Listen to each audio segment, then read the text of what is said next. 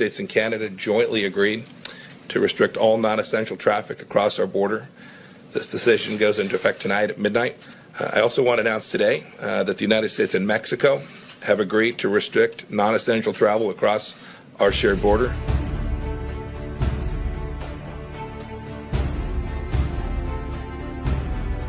Your State Department, your entire national security team is staying focused on the other diplomatic challenges around the world. Those include reducing risk to America from Afghanistan, holding the Iranian regime accountable for its malign activity, and our counterterrorism efforts against ISIS remain a priority for our team. Our number one priority across those mission sets remains the protection of the American people. The President and our team are very focused on it. I'll take this moment, too, to thank my team, State Department team, who is working long hours all around the world to take care of Americans who are stuck at places around the world. I'll talk about that more in just a minute. You've all seen Dr. Birx with me, State Department official who's doing great work, but I want to give a shout out to all of the State Department team here in Washington and around the world that are working overtime to help us push back against this pandemic. Under the President's leadership this week, we've taken two important steps. First, as President Trump announced on Wednesday, the United States and Canada jointly agreed to restrict all non-essential traffic across our border. This decision goes into effect tonight at midnight. The restrictions will be reviewed after 30 days, and they exclude traffic and movement across the border for work or other essential reasons. We're grateful to have such an outstanding friend to the north who is committed, as we are, to defeating this virus.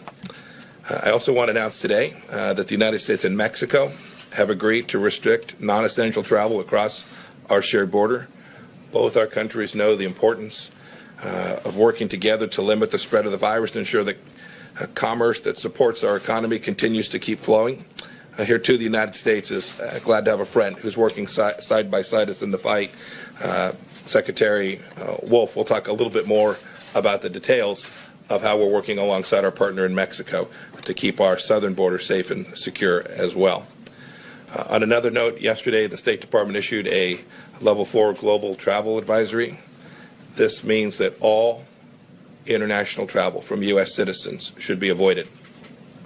In countries where commercial departure options remain available, U.S. citizens who reside in the United States should arrange for immediate return to the United States unless they're prepared to remain abroad for an extended time. If you choose to travel internationally, your travel plans may well be severely disrupted. And finally, I want to talk about the disinformation that people are seeing, both on Twitter and around the world, some of it coming from government, some of it coming from other individuals. Just urge everyone, as they're seeing information that at one time suggested somehow this virus emanated from the United States Army, this information about lockdowns that are taking place.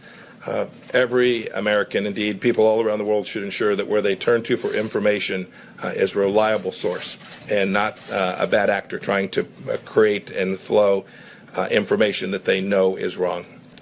This is a tough fight. The American people are tougher. Our diplomatic teams are working around the clock to help them keep safe both home and abroad. And we're showing once again the global leadership that America has always delivered. And it's been great to see countries around the world rally behind what President Trump and our team are doing.